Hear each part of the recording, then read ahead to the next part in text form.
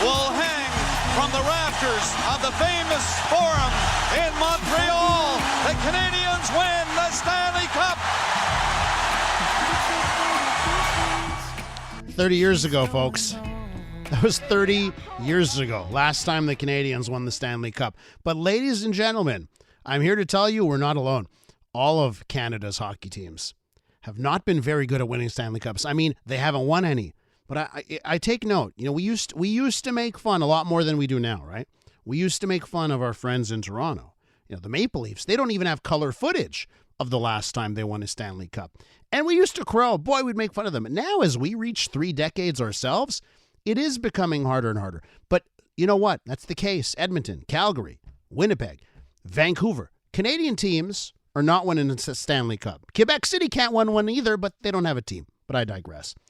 Lance Hornby joins us now, writer for Postmedia News, recently just penned a piece on Canada's futility at winning Stanley Cups, and he's on the line. Hi, Lance. Welcome to the show.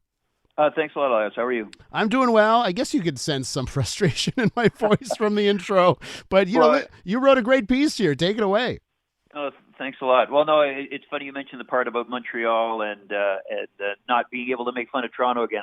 I played ball hockey with a couple of Montreal natives here in Toronto, and for about 10 years they were giving it to all the Leaf fans at the bar afterwards about that. But you know, you're right. After 30 years, you can't throw stones anymore. I think people in Montreal are probably they would probably look. You know, they're waxing poetically about the riot back when the Canadiens won, and the good old days, and that kind of thing. It's been way too long, and certainly a difficult circumstance for many teams. But in doing that piece you mentioned, part of the thing I look up since Montreal last won, there's been 79 coaching changes and 55 changes of general managers throughout the 7 teams. And still no Stanley Cup. So maybe there is a curse out there. Who knows? Well, so let's look at the excuses, right? Because this is the important thing for me. Statistically now, we are bordering on the impossible, I think, right? Because, there's 7 teams, right now in the NHL that are Canadian. And there are 31 teams in the league. Of course, there's been expansion. When the Canadiens won the Stanley Cup, there were still only 24 teams. They went to 26 and 28, and then now we're up to 31. Statistically, it's almost impossible that Canada hasn't pulled a cup in 30 years. Brian Burke, when he was running the Maple Leafs, had a great quote. He says, "Somehow in Toronto we've defeated the math. The Leafs are the longest at that end at 57 years and counting." But it is remarkable. I do go into the piece, so there is there's some legitimate stuff there. Let's say it wasn't just expansion. It was the Canadian dollar. It was the collective bargaining agreement. There was a lot of things that went against the Canadian teams.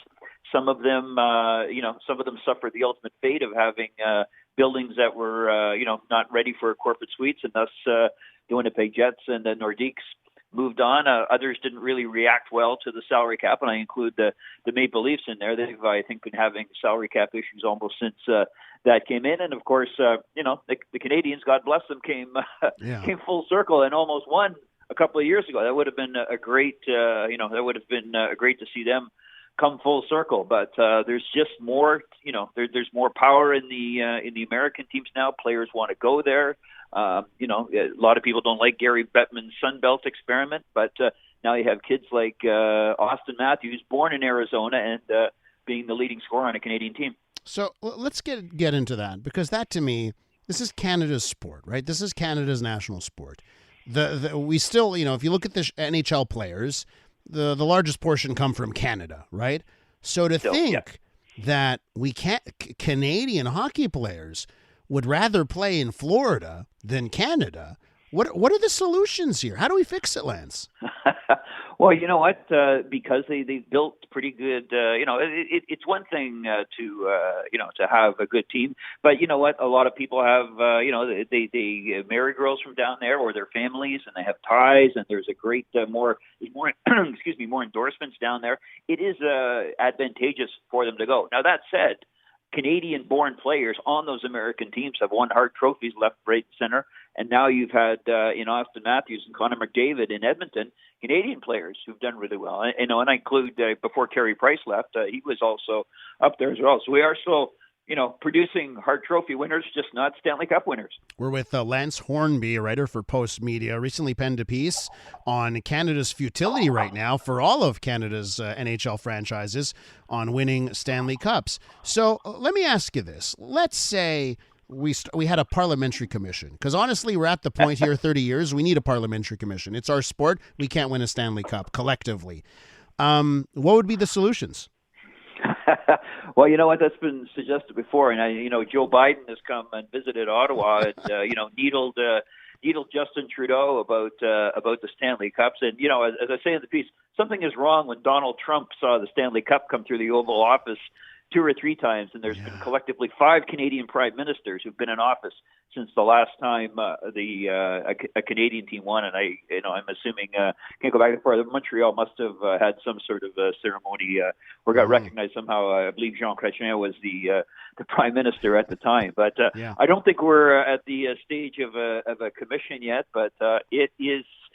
Maybe it is time to bring another team back to Quebec City. It can't hurt to have, to have another shot in there that it would be 8 teams that would be trying for it. Maybe they get maybe it's reverse order. Instead of Quebec going down and winning in Colorado like they did in '96.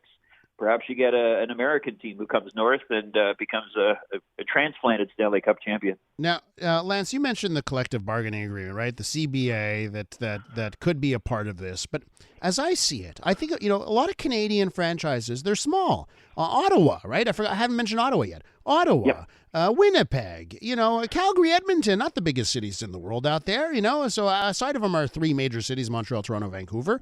I would say the collective bargaining agreement with all of the salary mechanisms, right? That it's basically a cap, right? A ceiling, whatever you want to call it, would make it a great equalizer, so Canada would have as good of a shot as any. Yeah, that is supposed to be how it works. But then you got you had Matthew Tkachuk wanting to move on from Calgary, Winnipeg, up until signing. Signing their last couple of players. It's just been a constant narrative there about guys who wanted to move on. And there's, of course, lots of, there's weather issues and everything else in Winnipeg, but it's also a competitive thing as well. You have to build organizations that people want to come to and want to play for. And I mean, that's not a problem in Toronto, obviously.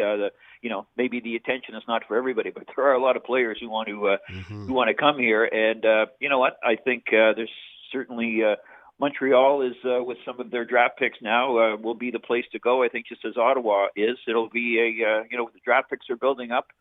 It won't be too long before I think they're on the verge, and then maybe you get those extra free agents, who look and say, "I want to be I want to be on a Stanley Cup champion, and so much the better if it's the team that breaks the Stanley Cup hex in Canada." Obviously, the weather is better in Tampa Bay than Winnipeg. Okay, and I want to ask you, how much do you think it has to do with also Canadian media pressure? Because clearly, if you're playing hockey in Canada, you're under a microscope in a way you aren't in Raleigh, North Carolina.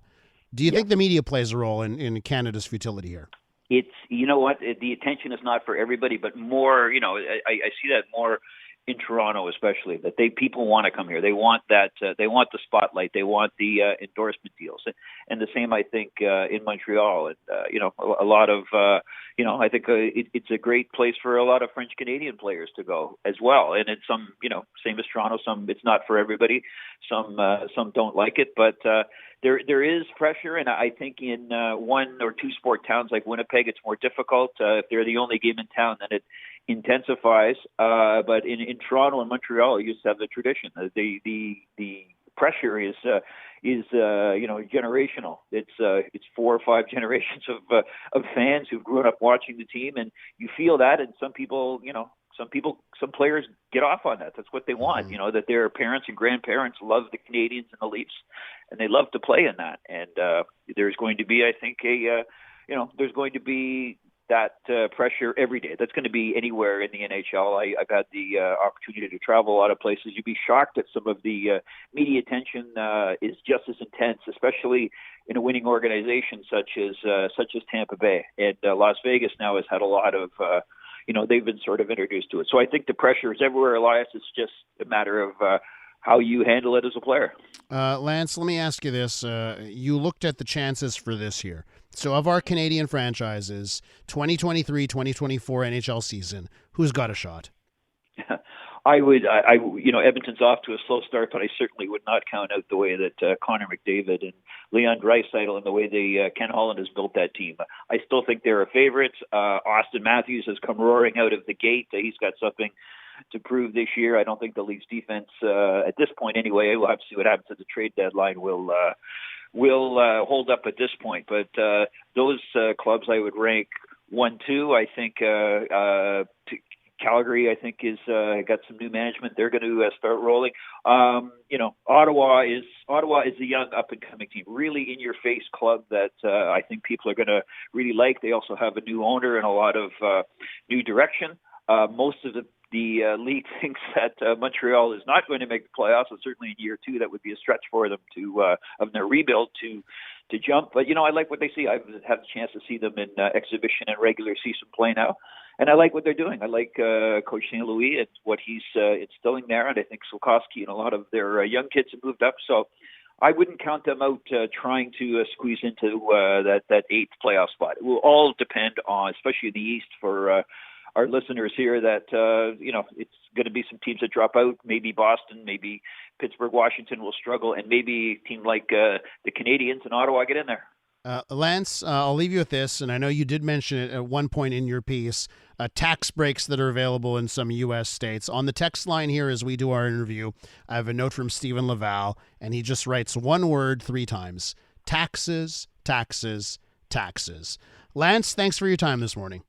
Okay, nice to meet you, and thanks a lot for the time. Yes, and hopefully a Canadian team can bring back the cup. That's Lance Hornby, and the piece in the Postmedia papers, you can read it on the Montreal Gazette site. After 30 years of heartbreak, will the Stanley Cup ever come back home?